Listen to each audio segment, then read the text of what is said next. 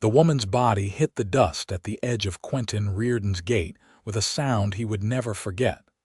A soft collapse that spoke of complete surrender to exhaustion and fever.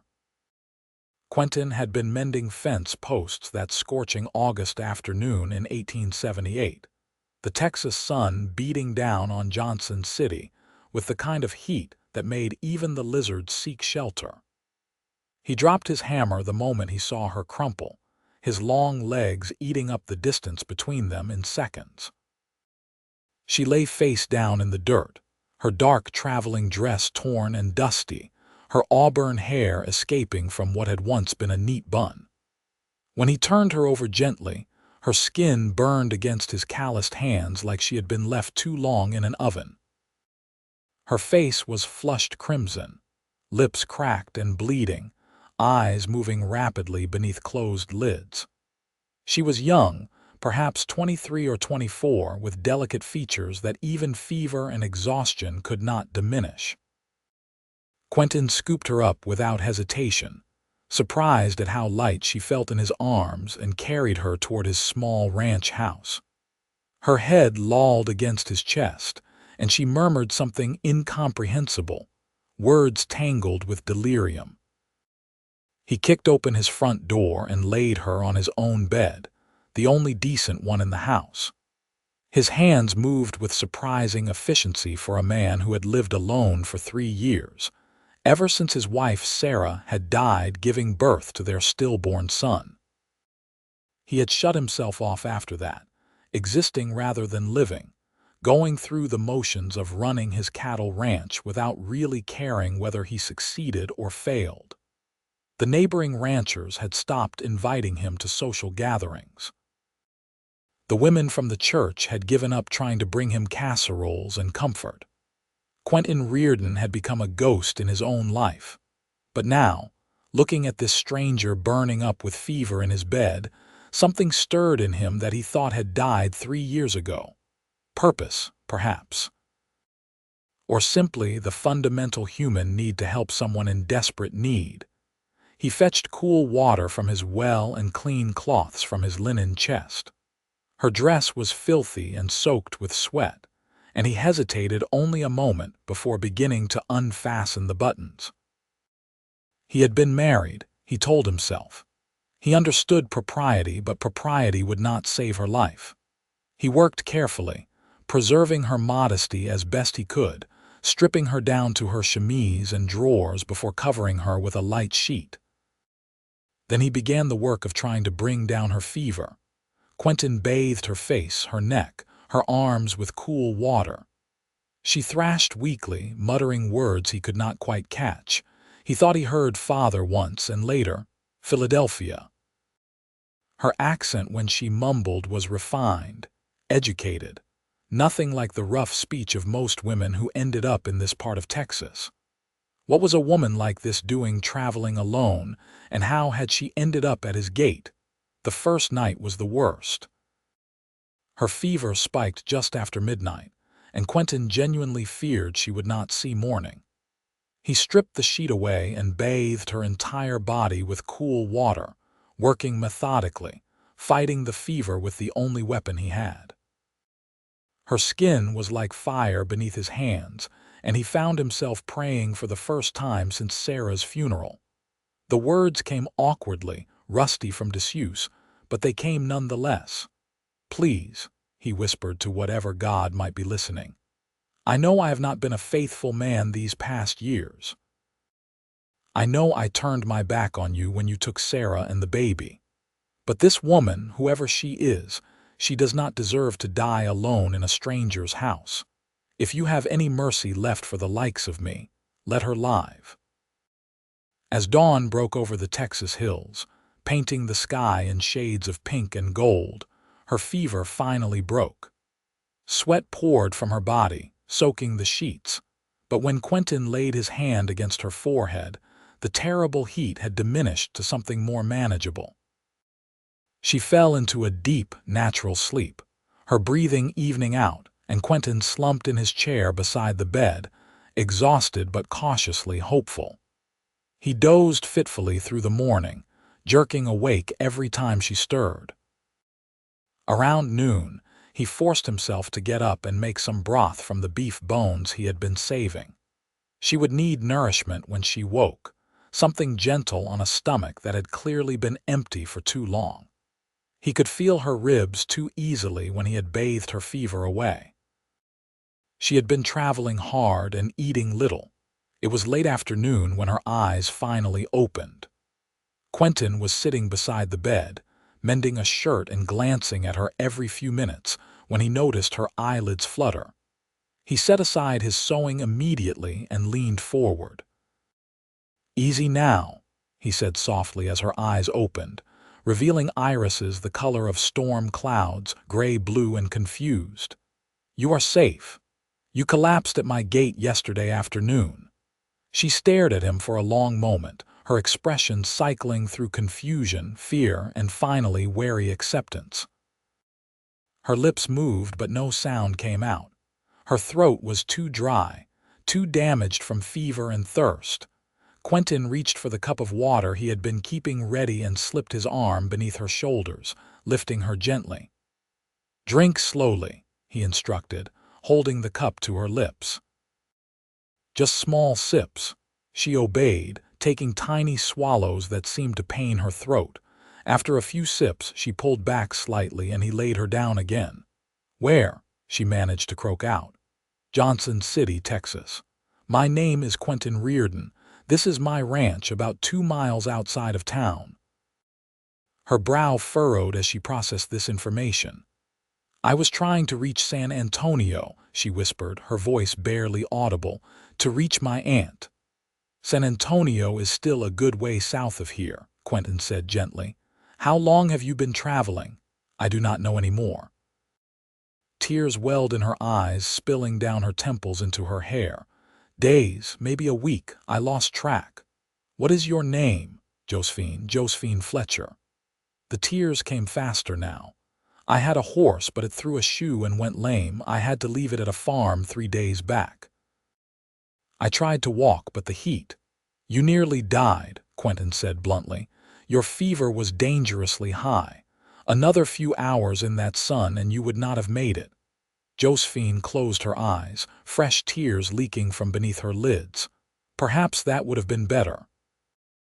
The despair in her voice shocked him. "Do not say that. Whatever you are running from cannot be worth your life." "You do not understand." Her voice broke. "You cannot understand." Quentin wanted to press her, to understand what had brought a refined young woman from Philadelphia to near death in the Texas heat, but he could see exhaustion pulling her back under. "Rest now," he said instead. "We can talk more when you are stronger. I have broth ready when you wake." "You need to eat." She nodded slightly, already drifting back to sleep. Quentin watched her for a long moment, noting the tracks of old tears on her face, the shadows beneath her eyes that spoke of more than just physical exhaustion. Whatever had driven Josephine Fletcher to his gate, it had been heavy enough to make her welcome death. Over the next few days, Quentin fell into a routine of caring for his unexpected guest. He moved himself to the small spare room that he had been using for storage, giving Josephine his bed and his privacy. Every few hours he would bring her broth, then later soft bread soaked in milk, building up her strength gradually. She slept most of the time, her body recovering from the ordeal it had endured. When she was awake, they talked in brief snatches. Quentin learned that she was 24 years old, that she had indeed come from Philadelphia, that she had been traveling for nearly 3 weeks. But whenever he tried to ask why she had undertaken such a dangerous journey alone, she would turn her face away and fall silent, and he would not push. He understood about pain too private to share with strangers. On the 4th day, she was strong enough to sit up in bed, and Quentin brought her a proper meal of scrambled eggs and toast. She ate slowly, carefully, but finished everything on the plate. When she handed it back to him, there was color in her cheeks for the first time, a pale pink that spoke of returning health. "Thank you," she said, and her voice was stronger now, less of a whisper. "You saved my life, Mr. Reardon. I do not know how I can ever repay you." "No repayment needed," Quentin replied, uncomfortable with her gratitude. "Any decent person would have done the same." "I am not sure that is true." Josephine looked down at her hands, folded in her lap. "I passed several ranches before I reached yours. I tried to stop at 2 of them, but the people there chased me off, said they did not want trouble from a woman traveling alone. One man set his dogs on me." Anger flared hot in Quentin's chest. "That is unconscionable. That is reality, Mr. Reardon. A woman alone is assumed to be either a fallen woman or trouble, sometimes both." Her voice was matter of fact, but he could hear the hurt beneath it. "Which is why I am so very grateful that you did not turn me away." "I would never turn away someone in need," Quentin said quietly. Then, feeling brave, he asked, "Will you tell me what you are running from, Miss Fletcher? Maybe I can help." Josephine was silent for so long that he thought she would not answer, but finally she drew a shaky breath and began to speak. "My father was a merchant in Philadelphia. A wealthy man, well respected. When my mother died 2 years ago, he became consumed with maintaining his social position, his business connections. He decided that the best way to secure his future was to marry me off to one of his business partners, a man named Harold Whitmore." She spat the name like poison. "Mr. Whitmore is 53 years old, Mr. Reardon. He has buried 3 wives already. There are rumors about how they died, though nothing was ever proven, but I saw the way he looked at me. I saw the cruelty in his eyes when he thought no one was watching. And I knew that if I married him, I would become wife number 4 and eventually another tragic victim of illness or accident." Quentin felt his hands curl into fists. "Your father wanted you to marry this man knowing all of that." "My father cared more about Mr. Whitmore's shipping connections than about my well-being." Bitterness dripped from every word. "When I refused, he locked me in my room, said I would stay there until I came to my senses. The wedding was scheduled for the 1st of September. I would have been Mrs. Harold Whitmore in 3 weeks' time. How did you escape?" A ghost of a smile crossed Josephine's face. "Our cook, Mrs. O'Brien, she helped me. She had been my mother's friend, and she loved me like I was her own. She smuggled me out in the middle of the night, gave me what money she had saved, and put me on a train heading west. She said her sister lived in San Antonio, and if I could reach her, I would be safe. Mrs. O'Brien's sister is a widow with her own boarding house. She could give me work, a new life." "So you came all this way alone," Quentin said, marveling at her courage. "I did not have much choice. Every day I stayed was a day closer to that wedding. I thought I could make it. I truly did, but I did not anticipate how difficult the journey would be. I ran out of money in St. Louis. I had to work for a few weeks at a restaurant to earn enough for the next leg of the trip. Then my horse went lame and I had to walk in the heat." Her voice trailed off. "I truly thought I was going to die out there." "But you did not," Quentin said firmly. "You survived. And you are going to be fine." Tears welled in her eyes again. What if my father sends men after me? What if he finds me and drags me back? Then I will deal with them." The words came out before Quentin could think about them, fierce and protective. "You are under my roof now, Miss Fletcher, and I give you my word that no one will force you into anything against your will, not while I am still breathing." Josephine stared at him, her gray-blue eyes wide with surprise and something else he could not quite name. "Why?" she whispered. "Why would you do that for a stranger?" Quentin was quiet for a moment, searching for the right words. 3 years ago, I lost my wife and child. Sarah died in childbirth and the baby did not make it either. A boy. We never even got to name him." He saw Josephine's expression soften with sympathy, but he pushed on before she could speak. "After they died, I closed myself off from everything. I just existed day after day, not really living. My ranch suffered. My friendships withered. I became a ghost, Miss Fletcher. But when I saw you collapse at my gate, something woke up inside me, something I thought had died with Sarah.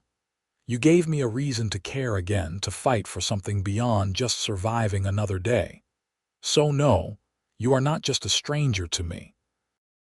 You are the woman who reminded me that life is still worth living. A tear rolled down Josephine's cheek.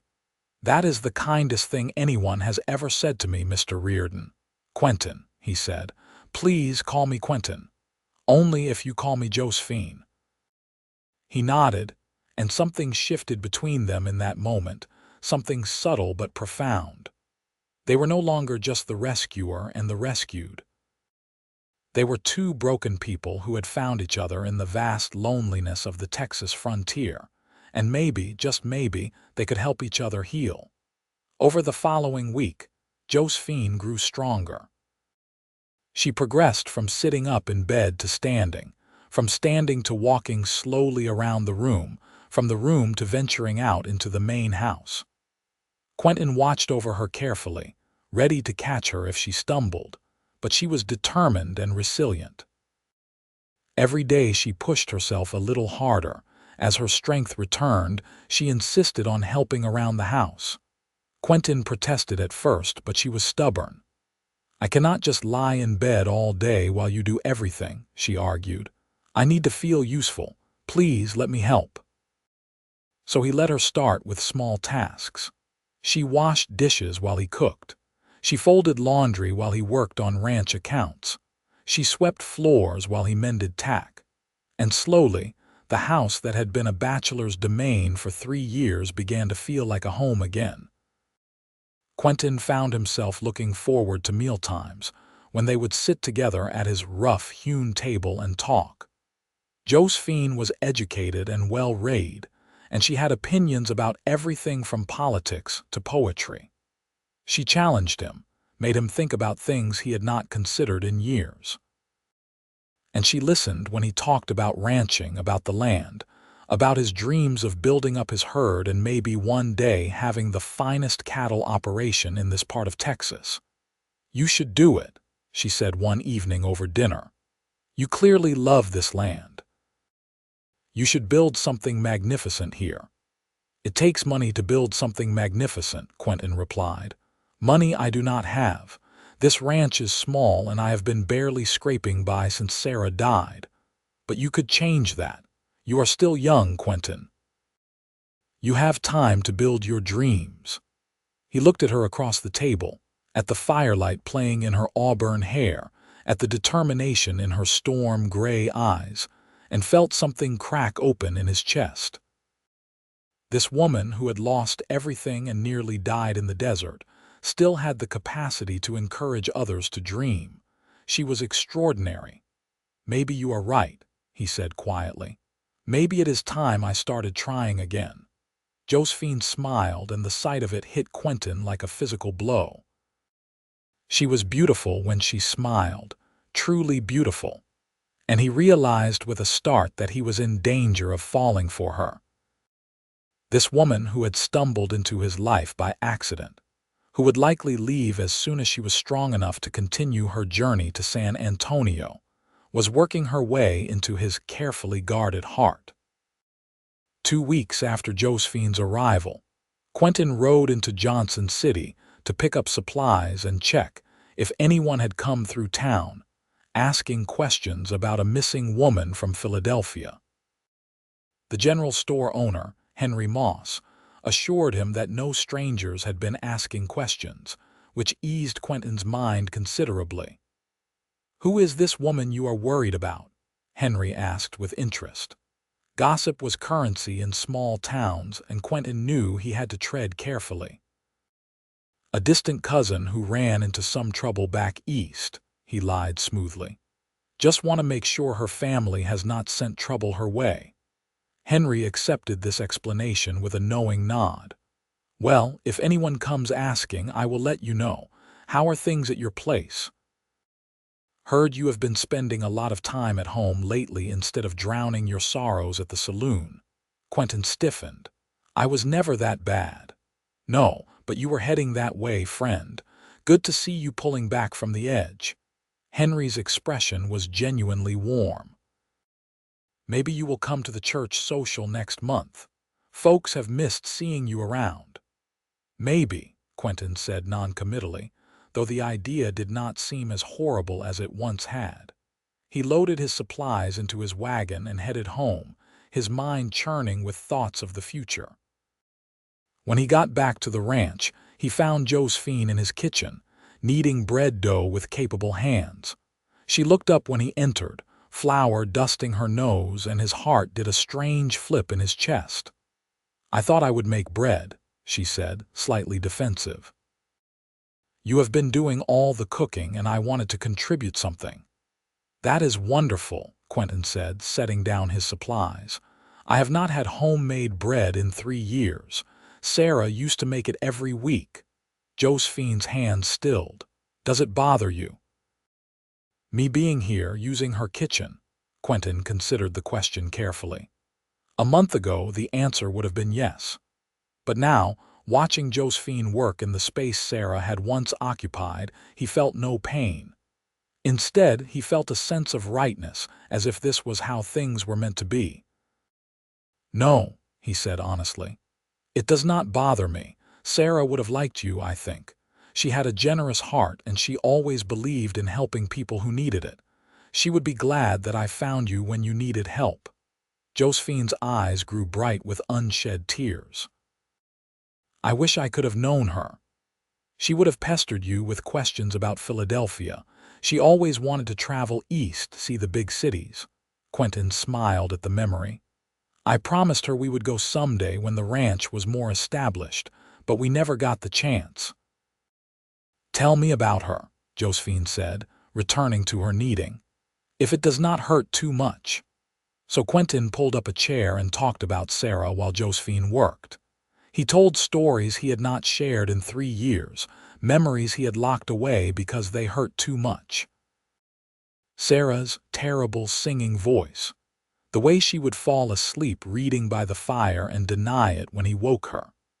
Her fierce love of this harsh land, even when it challenged her in ways her Boston upbringing had never prepared her for.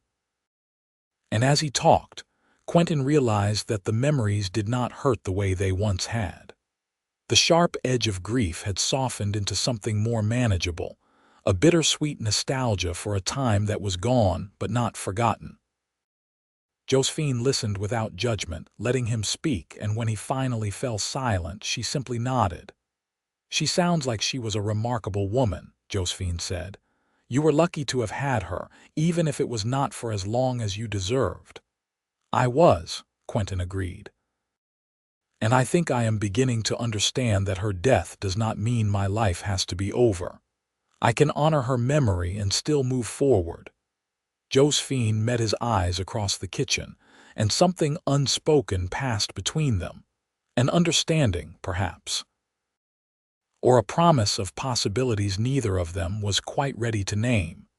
The bread Josephine made was perfect, crusty on the outside and soft within, and they ate it warm with butter that evening. Quentin could not remember the last time a meal had tasted so good. They were sitting on his porch as the sun set, watching the sky turn brilliant shades of orange and purple, when Josephine finally spoke about what had been weighing on both their minds. I should start planning my journey to San Antonio soon, she said quietly. I am strong enough now. I have imposed on your hospitality long enough. Quentin felt his stomach drop, though he had known this moment would come. You have not imposed. You have been a guest and a welcome one. You have been so kind, Quentin, kinder than I had any right to expect, but I cannot stay here forever. I need to reach my aunt, find work, build a new life. What if you built that new life here? The words hung in the air between them. Josephine turned to look at him, her expression carefully neutral. What do you mean? Quentin took a deep breath, knowing he was about to risk everything but unable to stop himself. I mean that you do not have to go to San Antonio. You could stay here, with me. Quentin, I cannot just live in your house. People would talk. My reputation, I am not asking you to just live in my house, he interrupted. I am asking you to marry me. Josephine stared at him, mouth open in shock. You are asking me to marry you. We have known each other for 2 weeks. I know it is fast. I know it is crazy. But Josephine, you have brought light back into my life. Before you came, I was just going through the motions, waiting to die. But now I wake up every morning excited for the day. I look forward to meals because I get to talk with you. I find myself planning for the future again because I want to build something worthy of you. I am not asking you to love me right now. I am just asking you to give us a chance to see what we could become together. Tears streamed down Josephine's face. Quentin, I am damaged goods. I ran away from my father, from my home. I have nothing to offer you. You have yourself. That is more than enough. He reached out and took her hand, his calloused fingers gentle against her skin. I know you may not feel the same way about me. I know you might see me as just the man who saved you. But I am asking you to stay, to give us, a real chance.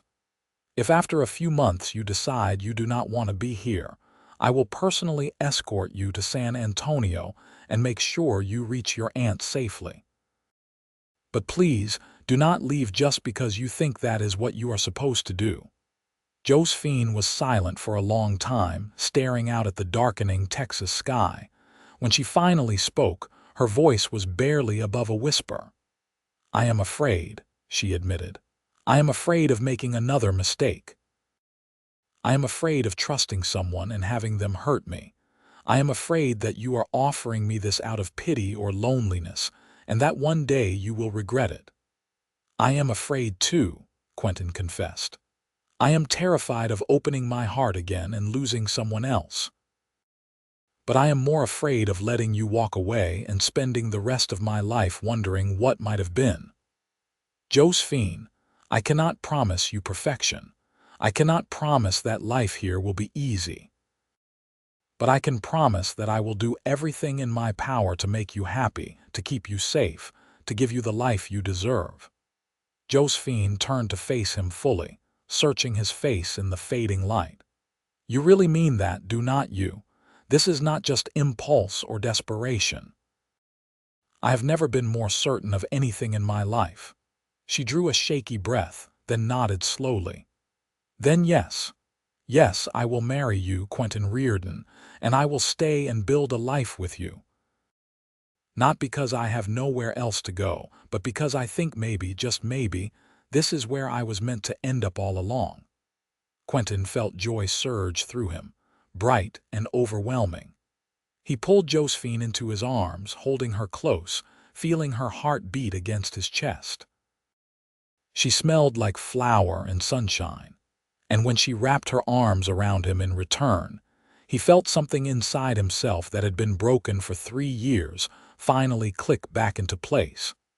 They were married a week later by the circuit preacher who came through Johnson City once a month. It was a simple ceremony in the little church on the edge of town, with Henry Moss and his wife serving as witnesses.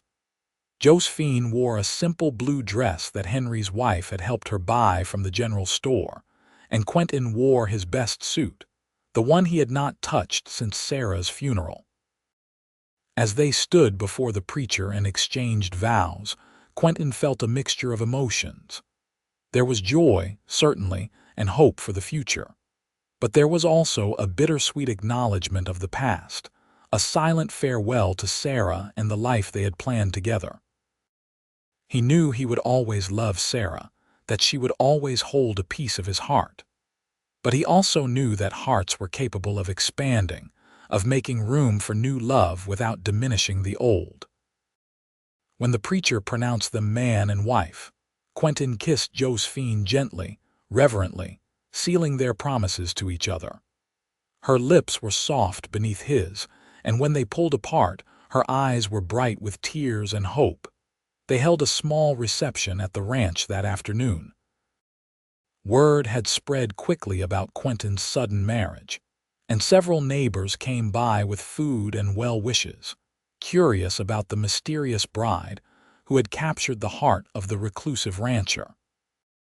Josephine handled their questions with grace, sticking to the story they had agreed upon, that she was a widow from back east who had come west seeking a new start and had found love unexpectedly. As the sun set and their guests departed, Quentin and Josephine found themselves alone in the house that was now truly their home. There was an awkward moment of uncertainty, both of them aware of what tradition dictated should happen on a wedding night, but also conscious of the unusual circumstances of their marriage. Quentin broke the silence first. "Josephine, I want you to know that I have no expectations tonight. We may be married in the eyes of God and the law, but I understand that we are still getting to know each other. I am happy to continue sleeping in the spare room until you are ready for more." Josephine looked at him with an expression of such profound gratitude and affection that it took his breath away. "You are a good man, Quentin Reardon, better than I knew existed." She stepped closer, reaching up to touch his face. "But I do not want you to sleep in the spare room anymore. We are married now, and I want to start our life together properly. I am not afraid of you, I trust you." Quentin covered her hand with his own, turning his face to kiss her palm. "Are you sure?" "I am sure." He led her to their bedroom, the room where he had nursed her back to health, the room that had been his and Sarah's, but was now his and Josephine's. They undressed slowly, with more awkwardness than passion, but there was tenderness in every touch, every gesture. Quentin was gentle with her, mindful that this was likely very different from what her first wedding night would have been with the cruel Harold Whitmore, and Josephine responded with a trust and openness that humbled him. Afterward, they lay tangled together in the darkness, Josephine's head resting on Quentin's chest, his fingers trailing lazily through her auburn hair. "Are you happy?" he asked quietly. "I am," she said, and he could hear the wonder in her voice. "I did not think I would ever be happy again. But here with you I am." "Good," Quentin said, pressing a kiss to the top of her head. "That is all I want. Your happiness." They fell asleep wrapped in each other's arms, two damaged souls who had found unexpected healing in each other's presence. The weeks that followed their wedding were a revelation for both of them. They fell into a comfortable rhythm of ranch life, working side by side during the day and coming together as husband and wife at night. Josephine proved to be a quick learner, adapting to ranch work with an enthusiasm that surprised them both. She helped with the cattle, learned to ride one of Quentin's horses, and threw herself into improving their home with a fierce determination. Quentin, for his part, began to truly rebuild his ranch in earnest. The motivation that had been missing for 3 years came roaring back, fueled by his desire to give Josephine the life she deserved. He started making plans to expand his herd, to improve his grazing land, to build the operation he had once dreamed of. And every night, he would discuss these plans with Josephine, valuing her opinions and insights.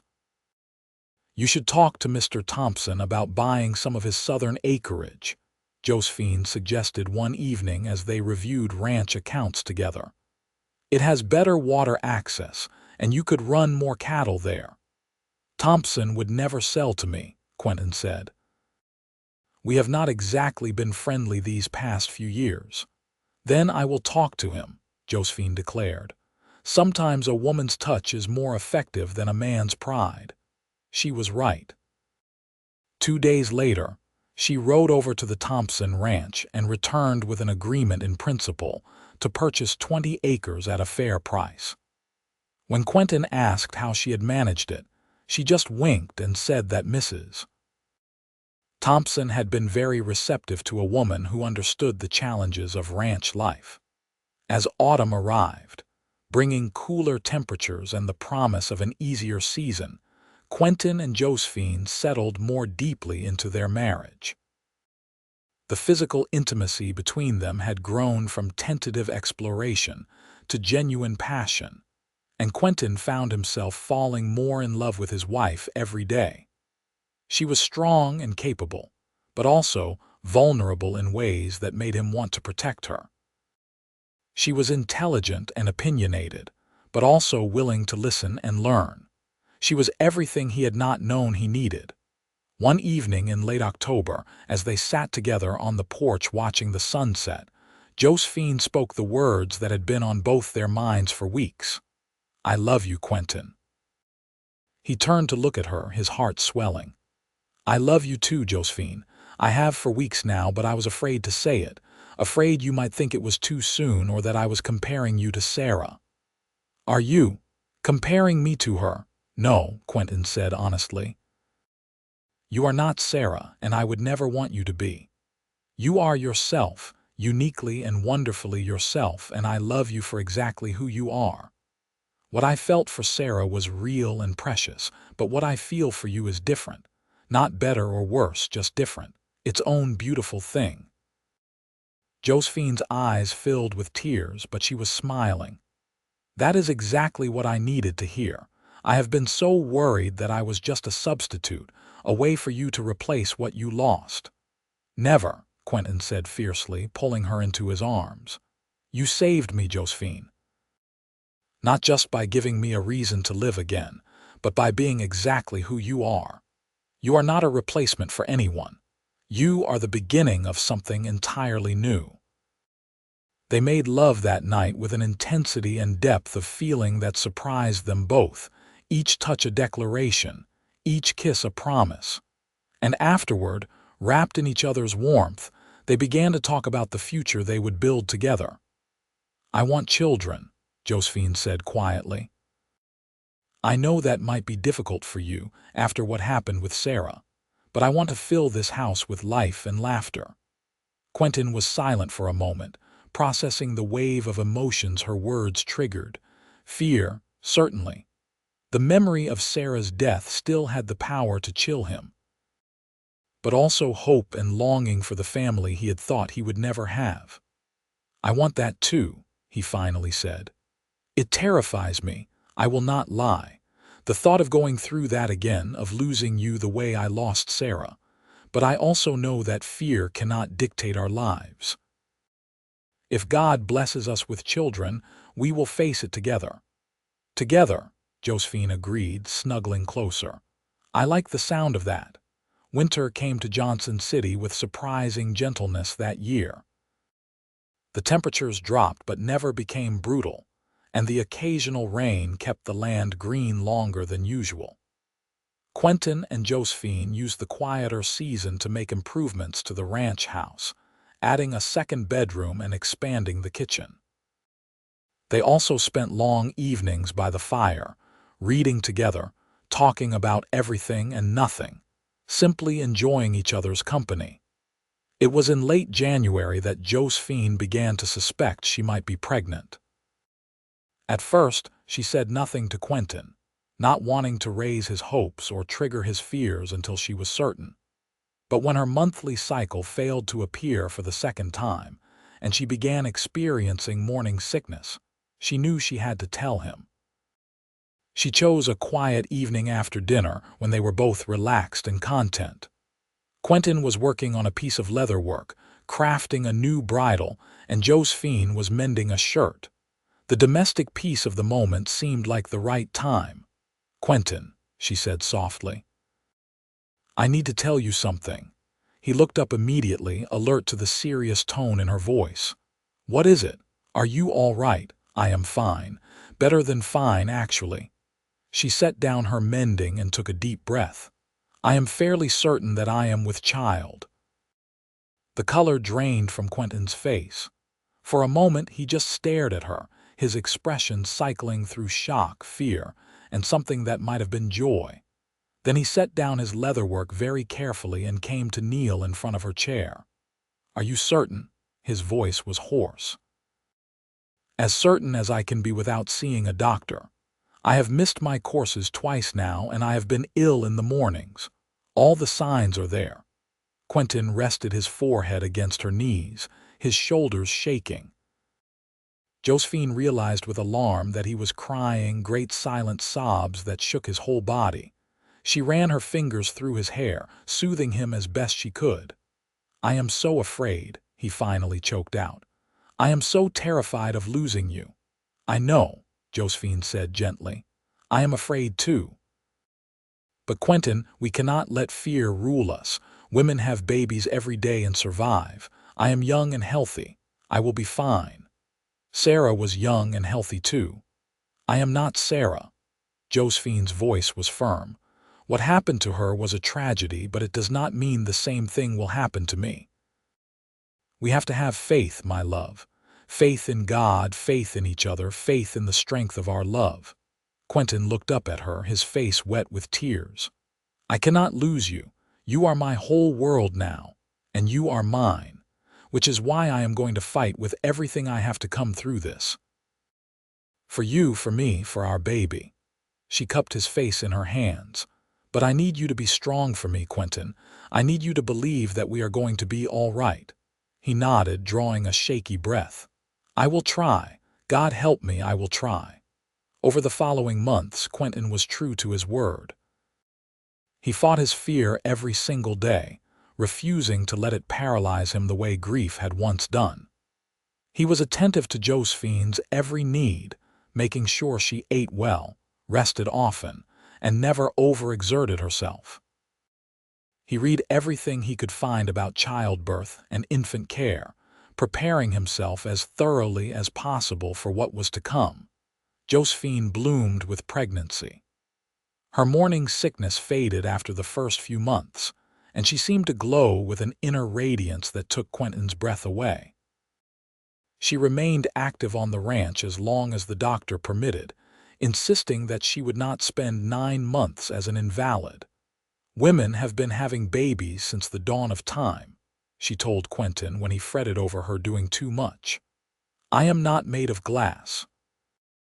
A little work will not hurt me or the baby." As her belly swelled with their growing child, Quentin found his fear gradually giving way to excitement. He would lie in bed at night with his hand on her stomach, feeling the baby kick and move, marveling at the miracle of new life. This was his child, his and Josephine's, a living symbol of their love and their future. "What do you want to name them?" Josephine asked one evening as they lay together in the darkness. "I have not really thought about it," Quentin admitted. "What about you?" "If it is a girl, I would like to name her Sarah after your first wife. She was part of your life, part of who you are, and I want to honor that." Quentin felt tears sting his eyes. "You would do that? You would name our daughter after Sarah, of course. She was important to you, and that makes her important to me. I never got to know her, but I can honor her memory this way." "What if it is a boy?" Josephine thought for a moment. "What about Thomas? It was my grandfather's name, and he was the kindest man I ever knew. Before my father changed, at least." "Thomas Reardon," Quentin said, testing the name. "I like it. It has a good, strong sound." "Sarah or Thomas it is, then." Josephine snuggled against him. "I hope our child knows how lucky they are to have you as a father." "And you as a mother," Quentin replied, kissing her forehead. "You are going to be magnificent." The baby came in early August of 1879, almost exactly a year after Josephine had collapsed at Quentin's gate. The labor was long and difficult, lasting nearly 20 hours, and there were moments when Quentin's old fears threatened to overwhelm him. But Josephine was strong, so much stronger than he had dared to hope, and when their son finally entered the world with a lusty cry, both parents wept with relief and joy. Thomas Quentin Reardon was perfect, with his mother's auburn hair and his father's strong features.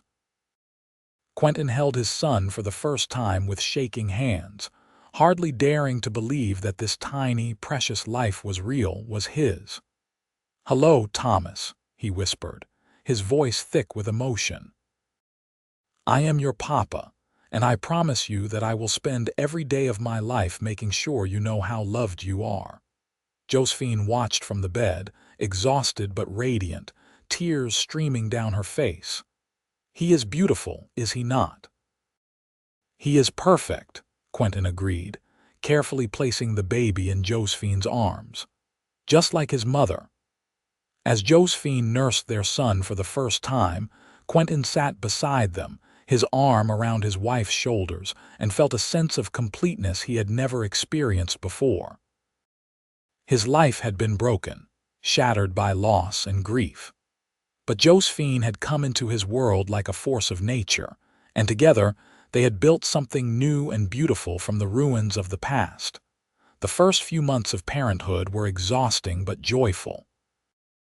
Thomas was a healthy, vigorous baby who demanded attention at all hours, and both Quentin and Josephine walked around in a haze of sleepless nights and endless diaper changes. But they would not have traded it for anything. Quentin discovered that fatherhood suited him. He had been terrified that he would not know how to care for a baby, but instinct and love proved to be excellent teachers. He could soothe Thomas when Josephine was at her wit's end, could change a diaper as efficiently as any mother, could pace the floors at 3 in the morning singing off-key lullabies without complaint. "You are a natural," Josephine told him one morning, watching him rock Thomas back to sleep after an early feeding. "I am just doing what feels right," Quentin replied. "This little fellow is part of both of us. How could I not love taking care of him?" As Thomas grew from a newborn into an infant, Quentin and Josephine's ranch continued to thrive. With the money from selling cattle and the acreage they had purchased from Thompson, they were able to expand their operation significantly. Quentin hired 2 ranch hands to help with the increased workload, freeing up more time for him to spend with his family. Josephine, meanwhile, had become a respected member of the Johnson City community. Her intelligence and warmth had won over the townspeople, and she had become close friends with several of the other ranch wives. She hosted occasional dinners at their home, and the Reardon Ranch became known as a place of hospitality and good conversation. One evening, nearly 2 years after their marriage, Josephine received a letter that changed everything. It was from Mrs. O'Brien, the cook who had helped her escape Philadelphia. Quentin found Josephine on the porch, the letter in her hands, tears streaming down her face. He immediately went to her side, alarmed. "What is it? What has happened?" "My father," Josephine said, her voice breaking. "He is dead. He died 3 months ago of a heart attack." Quentin pulled her into his arms, holding her as she cried.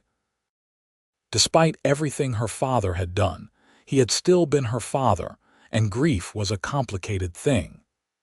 "Mrs. O'Brien says that Mr. Whitmore had a stroke not long after I disappeared and is now an invalid," Josephine continued when she could speak again. "And she says that my father's lawyer has been trying to find me. It seems my father changed his will shortly before he died. He left everything to me." Quentin pulled back to look at her. "Everything? His business, his house, all his assets?" Josephine wiped her eyes. "Mrs. O'Brien says it is substantial. The lawyer needs me to return to Philadelphia to settle the estate. Will you go?" Josephine was quiet for a long moment. "I do not know. Part of me wants to see Mrs. O'Brien, to face the ghosts of my past, to close that chapter of my life properly. But another part of me is afraid that going back will somehow undo all the happiness I have found here with you." "Then we will go together," Quentin said decisively. "If you need to do this, we will do it as a family. I will not let you face your past alone."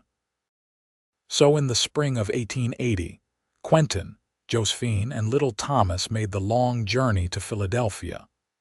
It was Quentin's first time in the East, and the size and bustle of the city overwhelmed him. But Josephine navigated the urban landscape with the confidence of someone who had grown up there. and they settled into a hotel while the legal matters were sorted out. Meeting with her father's lawyer was difficult for Josephine, as it forced her to confront the reality of her father's death and the complicated feelings she had about him. But when the full extent of his estate was revealed, she was stunned. Her father had been even wealthier than she had realized, with investments and properties across several states. "What do you want to do with all of this?" Quentin asked after the meeting, as they walked through the streets of Philadelphia with Thomas in Josephine's arms. "I want to sell most of it," Josephine said without hesitation. "The business, the house, everything tied to my old life. But there are a few properties that might be worth keeping, investments that could provide long-term security for our family. And I want to give a substantial amount to Mrs. O'Brien. She saved my life, and I want to make sure she never has to worry about money again." "That sounds wise," Quentin agreed. "But are you sure about selling everything? This is your inheritance, your connection to your family." Josephine stopped walking and turned to face him. "You are my family now, Quentin. You and Thomas and whatever other children we might have. My life is in Texas, not here. This money will allow us to build something truly special on the ranch, to give our children opportunities and security. That is what I want my father's legacy to be. Not the bitterness and control that defined his last years, but something positive and life-affirming." They stayed in Philadelphia for 6 weeks, long enough to settle all the legal matters and for Josephine to have a tearful reunion with Mrs. O'Brien. The older woman was delighted to see how well Josephine had done for herself, and she doted on little Thomas with the affection of a grandmother. "You did good, girl," Mrs. O'Brien told Josephine on their last day in the city. "You took a chance on happiness, and you found it. Your mother would be so proud of you." When they finally returned to Texas, it was with a substantial fortune and a sense of closure. Josephine had faced her past and emerged stronger for it. And now, with financial security and a clear vision for the future, she and Quentin could truly build the life they had dreamed of. Over the next few years, the Reardon Ranch transformed from a modest operation into one of the most successful in the region. Quentin used the money from Josephine's inheritance wisely, purchasing prime grazing land, improving their stock with better breeding, and building proper facilities for their growing herd. But he also made sure to invest in their home, expanding it into a proper ranch house that could accommodate their growing family, because their family was indeed growing. In 1881, Josephine gave birth to a daughter whom they named Sarah, as they had planned. She had her father's dark eyes and a temperament that was equal parts sweet and stubborn. 2 years later, another son arrived, whom they named William after Josephine's grandfather. And in 1885, their fourth and final child was born, a daughter named Catherine. The Reardon house was always full of noise and laughter, of children running through the rooms and playing in the yard. Quentin, who had once thought he would never know the joy of fatherhood, found himself blessed beyond measure. He taught his sons to ride and rope, to understand the land and respect the animals in their care. He taught his daughters that they were just as capable as any boy, that their dreams mattered just as much. And through it all, his love for Josephine only grew deeper. They still made time for each other, still sat together on the porch in the evenings after the children were in bed, still talked and laughed and loved with the same intensity as they had in those early days. One evening, on their 10th wedding anniversary, they found themselves alone on that same porch where Quentin had proposed all those years ago. The children were asleep inside, the ranch was quiet, and the Texas sky was full of stars. "You ever regret it?" Quentin asked, pulling Josephine close. "Marrying me instead of going to San Antonio, choosing this life over what might have been." Josephine looked up at him, her storm-gray eyes full of love and certainty. "Not for a single moment. This is exactly where I was meant to be, with you, with our children, building this life together." "You saved me, Quentin, in every way a person can be saved." "You saved me too," Quentin replied, kissing her softly. "I was dead inside when you collapsed at my gate, but you brought me back to life. You gave me a reason to hope again, to dream again, to love again. You healed me, Josephine, just as surely as I helped heal your fever." "Then we saved each other," Josephine said, snuggling against his chest. "And we built something beautiful from the ruins of our pasts." They sat together in comfortable silence, listening to the sounds of the night, feeling the gentle breeze that carried the scent of wildflowers and cattle. This was their life, hard-won and precious, built on a foundation of love and trust and mutual healing. As the years continued to pass, the Reardon Ranch became a fixture of Johnson City. Thomas grew into a strong, capable young man who shared his father's love of the land. Sarah inherited her mother's intelligence and her father's determination, and she shocked the community by insisting on going to college in Austin. William was the gentle soul of the family, more interested in books and learning than ranching, and his parents supported his dreams of becoming a teacher. Little Catherine was still finding her way, but she had the fierce independence of both her parents and the potential to be anything she wanted. Quentin and Josephine grew older together, their hair turning gray, their faces developing the lines that came from years of hard work and abundant laughter. But their love never dimmed. If anything, it grew stronger with each passing year, deepened by shared experiences and mutual support through good times and bad. On warm summer evenings, they could often be found on their porch, holding hands and watching the sunset, just as they had done for decades. And sometimes, Quentin would think back to that August day in 1878 when a desperate woman had collapsed at his gate, bringing with her the promise of redemption and new beginnings. He had been a broken man, hollowed out by grief and loss. She had been a desperate woman, running from a future that terrified her. But together, they had found healing. Together, they had built a love story that defied the odds and proved that second chances were real. The woman who had collapsed at his gate with fever had not just survived. She had thrived, had bloomed, had become the center of a family and a community. And the cowboy who had nursed her back to health had found that in healing her, he had healed himself. It was not the love story either of them had expected. But it was perfect in its imperfection, beautiful in its honesty, and enduring in its depth. They had saved each other, and in doing so, they had created a legacy of love that would echo through generations. And as the Texas sun set on another day, painting the sky in brilliant shades of gold and crimson, Quentin Reardon held his wife close and thanked God for the gift of that August afternoon when fate had brought them together. He had found his heart healed in the most unexpected way, through the love of a woman who had needed him just as desperately as he had needed her.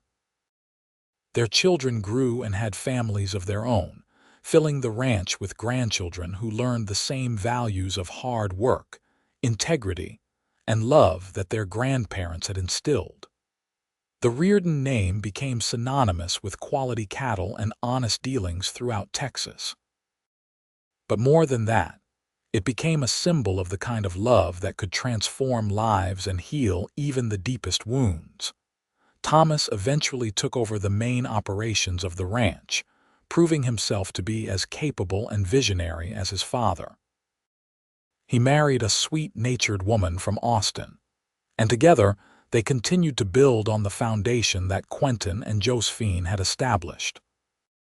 Sarah did go to college, becoming one of the first women in the region to earn a degree, and she used her education to advocate for women's rights and education reform.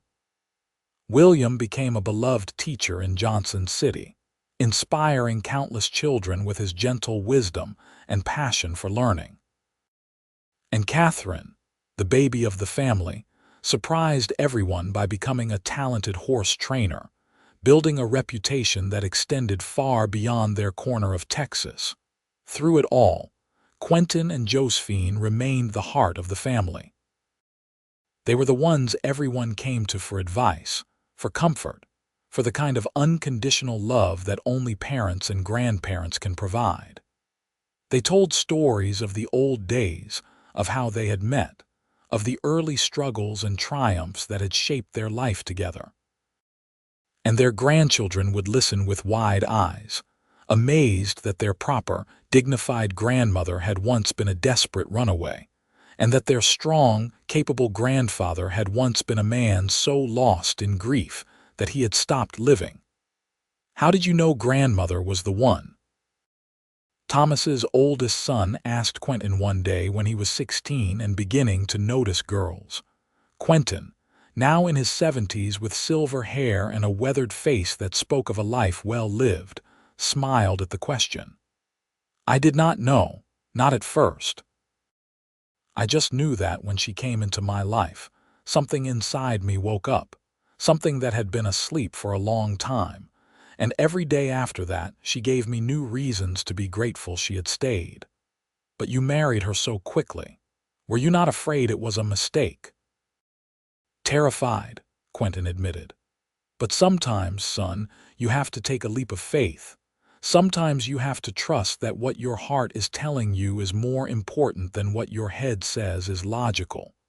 Your grandmother and we saved each other.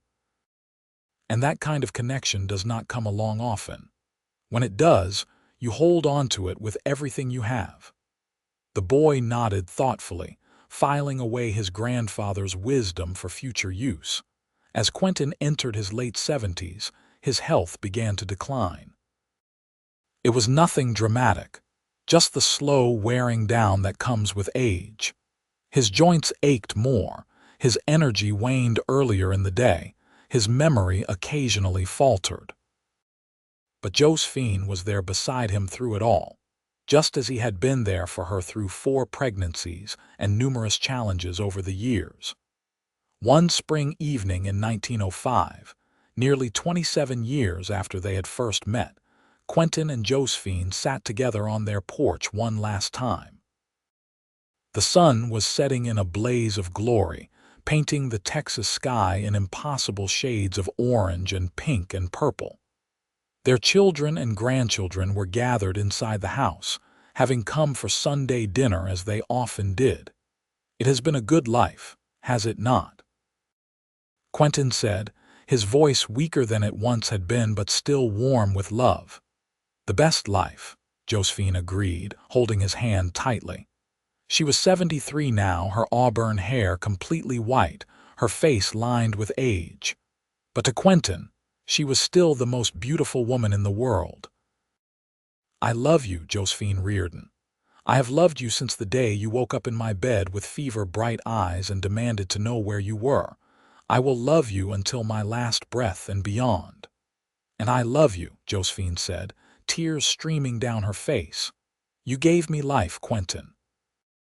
Not just by saving me from that fever, but by giving me a reason to truly live. You gave me love, family, purpose, joy, everything that makes life worth living." They sat together in the fading light, holding hands as they had done thousands of times before. And when Quentin's hand went slack in hers an hour later, when his breathing simply stopped as peacefully as falling asleep, Josephine held him close and wept tears of grief and gratitude in equal measure. She had known this day would come eventually. They both had. But knowing it and experiencing it were 2 different things entirely. The funeral was held 3 days later, and it seemed like half the county showed up to pay their respects. Quentin Reardon had been respected and loved by everyone who knew him. A man of integrity and kindness who had built something lasting in the harsh Texas landscape. As Josephine stood beside his grave, surrounded by their children and grandchildren. She thought about the journey that had brought them to this point. From that desperate day when she had collapsed at his gate to this moment of final farewell, it had been a journey of love and healing, of growth and transformation. "Thank you," she whispered to the wind, hoping that somehow, wherever he was, Quentin could hear her. "Thank you for saving me. Thank you for loving me. Thank you for giving me the most beautiful life I could have imagined." Josephine lived for another 8 years after Quentin's death, remaining active and engaged with her family and community. She never remarried, never even considered it. Quentin had been the love of her life, and she was content to spend her remaining years honoring his memory and enjoying the legacy they had built together. She told stories about him constantly, making sure that the grandchildren who had never known him understood what an extraordinary man he had been. She spoke of his kindness, his strength, his unwavering devotion to family and principle. She talked about how he had saved her life, and then given her a reason to live it fully. And when Josephine Fletcher Reardon finally passed away peacefully in her sleep in 1913, at the age of 81, she was buried beside her beloved Quentin on a hillside overlooking the ranch they had built together. The marker on their shared grave was simple but profound: Quentin and Josephine Reardon. Together they found healing. Together they built a legacy of love. Their story became family legend, passed down through generations. Great-grandchildren who never knew them personally grew up hearing about the cowboy, who nursed a desperate woman back to health, and found his own heart healed in the process. They heard about true love that conquered grief and fear, about second chances and new beginnings, about the power of compassion and connection. The ranch itself remained in the family for over a century, a testament to the vision and hard work of its founders. And though the world changed dramatically in the years after Quentin and Josephine's deaths, bringing automobiles and electricity and all the other trappings of modernity to Texas, their story remained timeless. Because ultimately, it was a story about the most fundamental and enduring of human experiences: love. The kind of love that heals wounds, that gives life meaning, that creates something beautiful from the ashes of loss and despair. It was a story about two people who found each other at exactly the right moment, when both were broken and desperate, and who built something extraordinary together. Quentin had been right all those years ago when he told Josephine that she had reminded him that life was worth living. But what he had not fully understood then was that she would do more than remind him. She would give him a whole new life, fuller and richer than anything he had known before.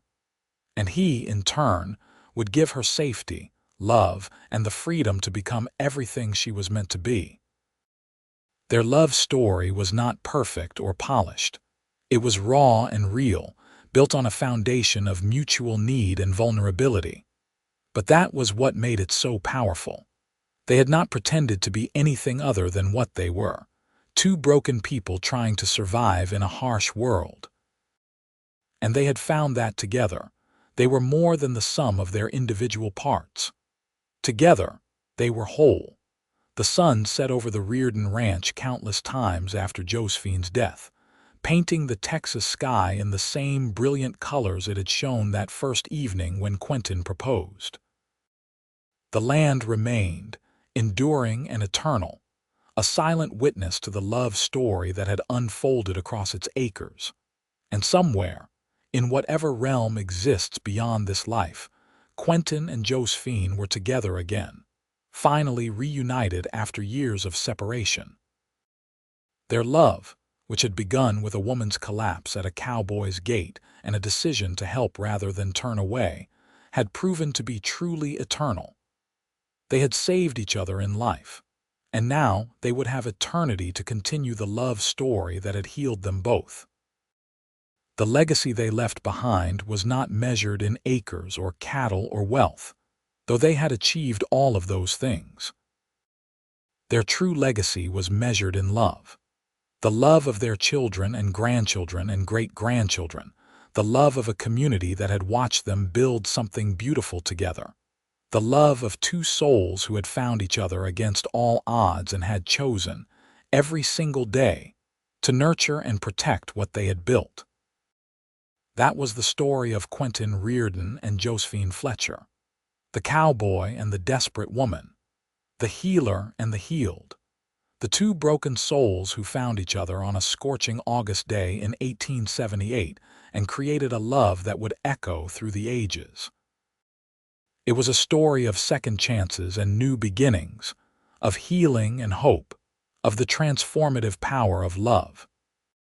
And it was a story that proved, beyond any doubt, that sometimes the greatest love stories begin with the simplest act of compassion. Opening your gate to someone in desperate need and choosing to help rather than turn away.